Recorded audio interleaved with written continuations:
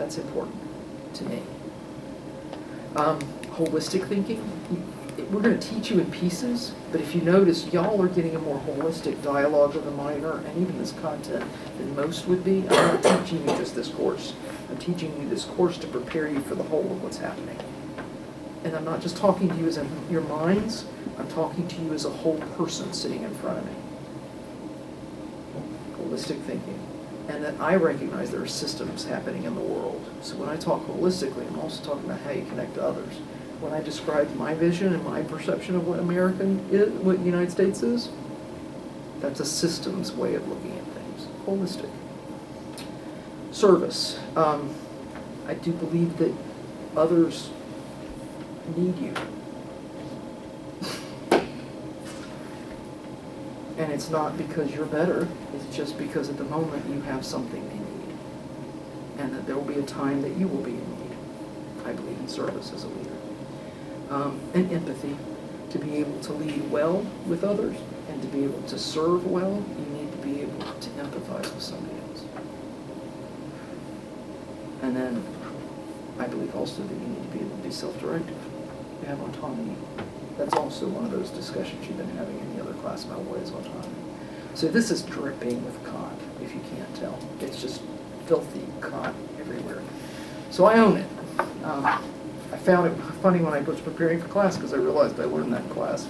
You can see the principles have all these values in them. I'm not going to read those to you. I wanted to explain the values because I think if you get that, the rest makes sense. So then, if you get to this notion, the big vision that I'm trying to accomplish is, time out. What time do you think we leave this class? 12:25, just making sure we're all on the same page because I saw a few antsies. So that's what my head had my head around too. Creating the 21st century leadership meta curriculum that increases leaders' capacity to meet society's needs. Now, just to be clear, what that means is that we are innovating the way we've done leadership, and we're owning that the classroom is only one small part of that experience and that learning for you. So for us to create a meta-curriculum, which means everything you touch while you're in college teaches you what we're trying to teach you, that requires me and the people in this leadership studies program to not limit our efforts to what you've learned in the class. I have to inspire a shared vision that extends to student life, to other departments, and to other colleges, and to other divisions of the institution. So all of the academic affairs units.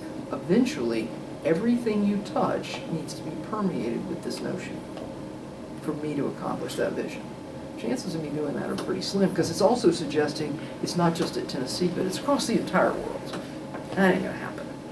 But what I said I would do here is to foster a community of self-authored, personally and socially responsible leaders through experiential education.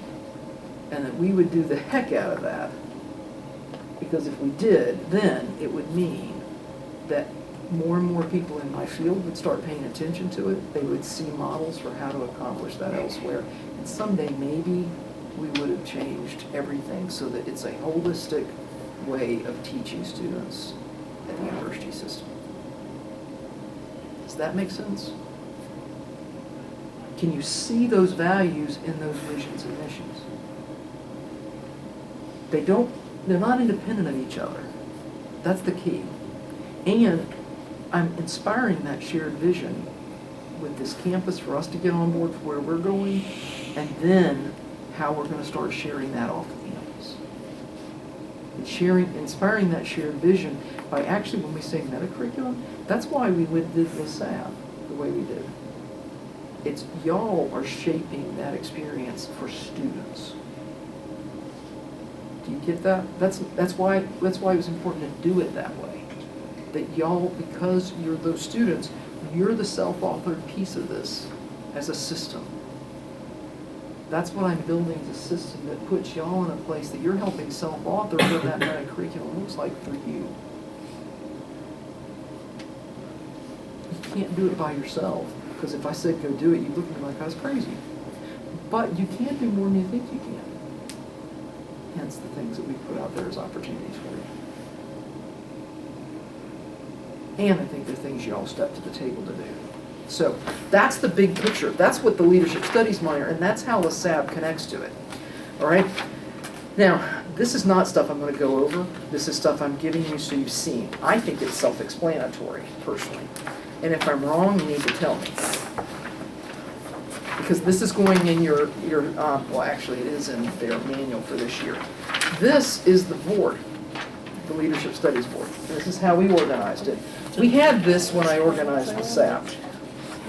And we had our general things that I've already done this whole boom for LaSalle with other people. But this is the first time we were able to step it up to become more self-authored. So what I did is I brought one of the chairs from the group of mentors, because that's what we called them before, into the room as we were developing this content, okay, for the LaSalle. And we then had a retreat to talk about, this is what I'm doing, what are y'all doing within this? And Seth and I had this whole plan. We have a calendar of what the semester looked. Everything is completely different from what it was when we walked in that retreat, just so you know. Because it was just me and Seth talking. And that's great, but that doesn't work. But if you look at it, most of it's just moved around to a better way to deliver it, challenging the process. And a few key things are really different. A few key things are. And I'm not saying it's perfect yet, but it's a lot closer than it was. But this is what we set out with. That's what I did before the semester started. And you'll notice that's what you're still functioning with. The big skeleton is there. And you can see where you start to fit in that skeleton. Okay? Now, this is my shared inspired vision for the LaSalle. This is not what I started with, but it's what I shared with you on Tuesday. So it's not new. The other thing it talks about in this material is you keep talking about it over and over again. That's the way people can get it. They start to see it. Because you talk about it this way once, you talk about it this way once, you talk about it this way once, but it's always this. So for me, what I did was I listened and I saw how to make this make sense out of what we had started and hearing everybody else with where we were.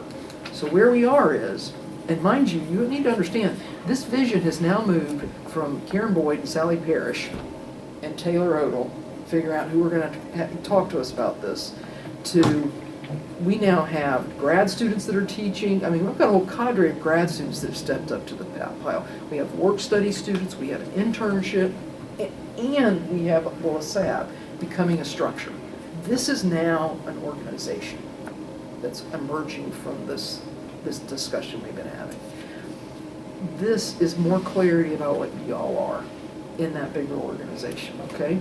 So first and foremost, the vision is to make the Leadership Studies minor, and that's honors and non-honors, the exemplar leadership experience at UTK, and recognized as the linchpin across disciplines, no matter what school you're in, no matter what college you're in, no matter what leadership position you're doing, to make it recognized as the linchpin. So why UTK is able to create the innovative leaders of tomorrow. Because that's what our vision is as an institution, is to create the innovative leaders of tomorrow. I want to make this organization do that, because that's the only way everybody will start signing on to it and be part of their meta curriculum, if you think about it. Does that make sense? See how it all connects? But why am I saying that's what y'all are going to do? To be honest with you, across history, I teach the history of higher education, so it's kind of interesting here. Across history, institutions follow the students. You just don't see it sometimes. Where you go, we go. You all are my opportunity to figure out how to get us there. You're going to be able to tell us if we're anywhere near what we're talking about as far as quality is concerned. You're going to demonstrate if we're there. So what that means you guys are going to spend every day doing, in my head, is continuously improving this student experience in their community. That's what you're going to do. And you've got those three prongs: the academic, social, the quality of the academic experience, their student academic experience, and then sustainability of y'all doing it. Because y'all are the one way to get there. So that's that big picture. Now, y'all have heard this twice. You walked away with some notions about what you thought that meant, okay? So be prepared, because the last thing we're going to do, and we're going to do it with the last 10 minutes, so we're right on schedule, is I'm going to ask you to draw the picture of what that means. I want to put you in groups of 1, 2, 1, 2, 1, 2. I'm going to ask you and you and you to sit in those groups with them, okay? And I'm going to explain why I'm asking them to do that in a minute.